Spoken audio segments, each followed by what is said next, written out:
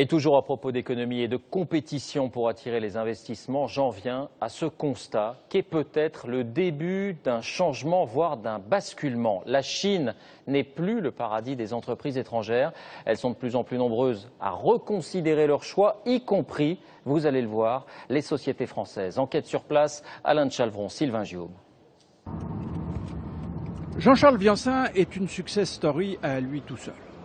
À 27 ans, on le salue respectueusement. Autodidacte, parti de presque rien, il a pu en 1 an et demi créer cette usine modèle dans la banlieue de Canton, employer 300 personnes et prendre 70% de parts de marché en France et au Japon dans une spécialité pas banale, les moules de pâtisserie en silicone. Chiffre d'affaires l'an dernier, 10 millions d'euros. Il espère faire 50% de plus cette année.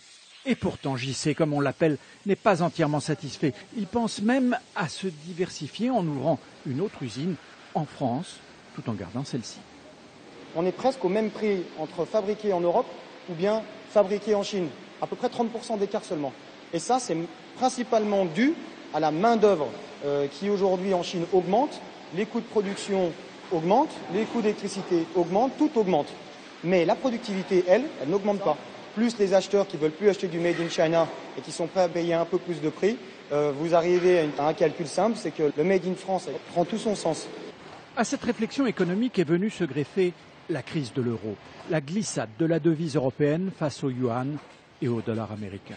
Si demain, l'euro revient à parité avec l'US dollar, ce qui n'est pas impossible compte tenu de la situation en Europe, là, c'est une catastrophe. C'est-à-dire un retour à parité, c'est 30% de hausse immédiate. Ou alors le dépôt de bilan de l'entreprise. Enfin, il y a l'indicible, les menaces physiques de ses concurrents, les tracasseries administratives, l'arbitraire parfois. Et ici, le gouvernement est maître de tout. Il a le pouvoir absolu.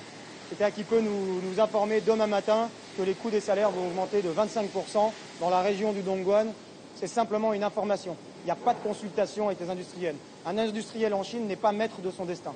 Autant de bonnes raisons pour Jean-Charles Viancin de ne pas garder tous ses œufs dans un panier chinois et d'en mettre quelques-uns en France.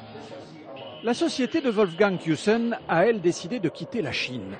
De 2004 à 2006, cet ingénieur allemand s'est consacré à la mise en place d'une usine d'éoliennes en Mongolie intérieure. Une usine dernier cri, avec la technologie allemande la plus avancée. Du haut de gamme, trop haut de gamme. Vous construisez votre usine, vous formez vos employés, vous faites tout pour répondre aux normes chinoises selon les standards européens, et une fois que vous avez réussi, on vous dit « Eh bien non, vous êtes trop cher, vos critères de qualité sont trop élevés pour nous.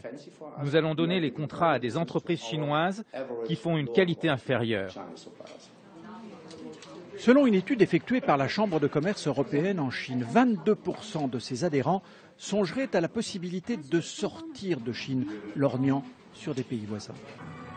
Pour le moment, ça reste surtout au niveau des intentions. Beaucoup de sociétés ont trop peur de mesures de rétorsion. Ceux qui s'en vont sont nettement moins nombreux que ceux qui continuent à s'implanter en Chine, comme Renault, qui comble un retard de 20 ans.